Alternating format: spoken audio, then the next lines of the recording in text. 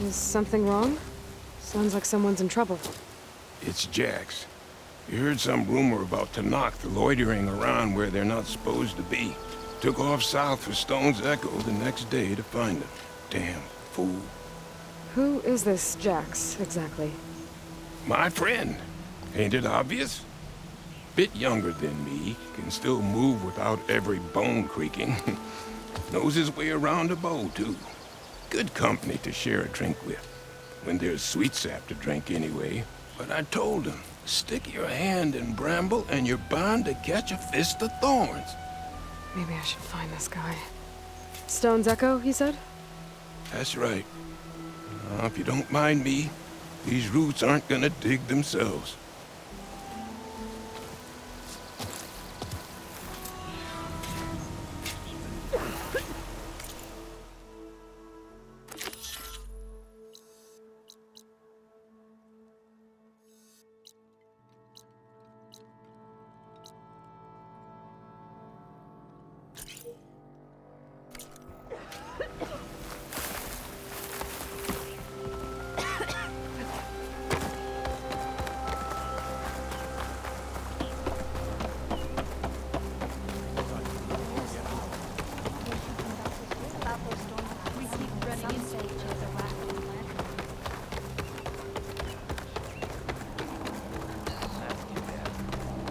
Want to play me later on? The child stray, his soul is strong. That's the spirit. Often she went to the river and always If it just... Enough!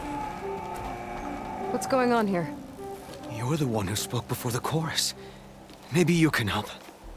This is not your concern, Outlander. Have we not tolerated enough of your intrusions? I think you can handle one more. What is it? My wife, Kalai. She was to join the chorus. She went up to the promontory to perform the rite of discovery, but she must have fallen. And now they are abandoning the search. We have done enough, Bree. The search party found nothing but her instrument broken beside the riverbed. And atop the promontory was only the dye she used for the ritual. We will not ask more of our people to risk their lives because of one woman's stubbornness. But the seed she carried deserved to be planted and remembered. I heard how you helped the land god Ray. How you saw what no one else could. Please, will you look for her seed pouch? False hope is a creeping vine. How was Kalai chosen to join the chorus? The chorus chooses its own, but they can't do so in isolation. They must listen to the people. Kalai was a growing voice for new ideas instead of old traditions, and her beliefs were catching on. We cannot deafen ourselves to dissonance, unpleasant though it might be. So you had to admit Kalai, or risk legitimizing her ideas even more. The Outlander catches on quick. The rite of discovery. What is it exactly? It's a pilgrimage to the Promontoria. The place where the first Utaro beheld Plainsong. Kalai was to follow the path our ancestors took.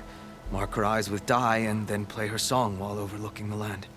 She then would have added her mark on the promontory itself, joining the marks of those who came before. Every new chorus member used to make the journey. But because of the derangement, the practice has been abandoned. Too dangerous. No one's done it for years. Then why did she do it? We all urged her not to, but as was her way, she ignored our warnings. She thought it would lend strength to her point of view. She needed to prove that she respected the old ways, even as she advocated against them. Then maybe more people would listen. Kalai was carrying a pouch of seeds? Every Utaro keeps one. We choose the seeds at a young age, taken from the plants of our forebears or those of other significance. And when one passes, their seeds are returned to the land that nourished them, so that life may spring again. Which is why I want Kalai's pouch. Her seeds deserve to be planted in Plainsong. The river will carry the seeds to new soil, where they will take root and flower. But they won't be at home. It's the best we can hope for. If I'm out that way, I can take a look around. Thank you. The promontory is northeast of here. Look for the broken bridge at the bottom of the cliffs, right at the promontory's base. That's where the search party found her instrument. Okay. That all right with you? How you waste your time is not my concern. Searching for what the land has already reclaimed is fruitless.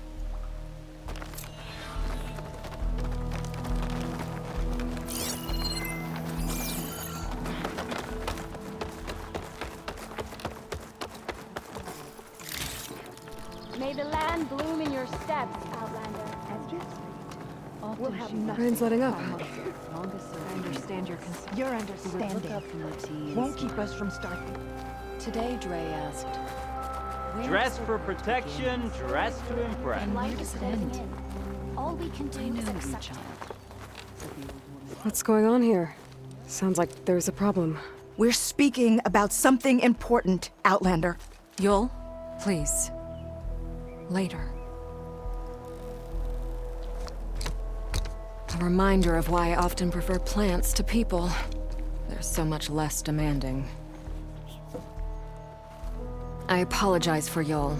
My people used to be friendlier, but hunger robs many of their kindness. Seems like there's a lot around here in short supply. Is there anything that can help? As Yul said, we need food. So much so that we've sent hunting parties to the Old Growth, a forest in the north. We never used to hunt animals for food. We never had to. But as our crops fail, we've run out of options. But something else went wrong. A machine slaughtered the last hunting party we sent out. A Clawstrider. But to hear the lone survivor tell it, more deadly than any we've seen before. Until it's gone, I can't risk more hunters, but without that meat, our people grow more lean every day.